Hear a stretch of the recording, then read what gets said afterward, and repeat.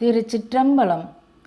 எம்பெருமானே, எங்கள் சிவனே, தங்களுக்கு ஒரு வேண்டுகோள் ஏற்றுக்கொள்வீர்கள் ஐயா. விடையென்னும் காலை விண்ணுலகில் மகிழ்வுடன் வாழ்கின்றது.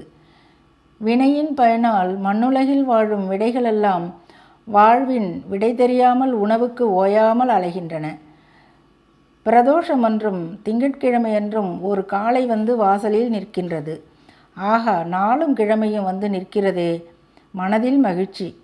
மறுநொடி வேகாத வெயிலில் வீட்டு வாசலில் நிற்கிறதே, கொடுப்பதை உண்கிறது.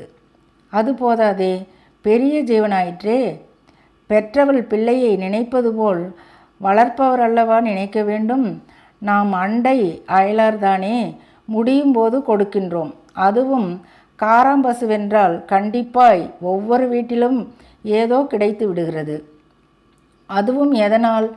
பசுவிற்கு உணவளித்தால் பாவம் தொலையும். எல்லா தெய்வங்களும் அதன் மீது வாசம் செய்கின்றார்கள். நெற்றியில் பொட்டு வைத்தால் ஒரு பலன், வாளை வருடினால் ஒரு பலன்.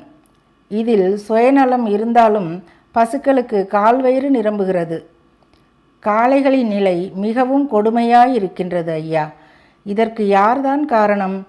மேய்ச்சல் நிலங்கள் காணாமல் போனதே காரணம். நாங்களே காரணம். போனது போகட்டும், எங்களை மன்னித்து இவைகள் பசியாரவும் ஓரிடத்தில் இருக்கவும் வழி செய்யுங்கள். உலக உயிர்களுக்கெல்லாம் தலைவனே, காத்தருளுங்கள், காத்தருளுங்கள்.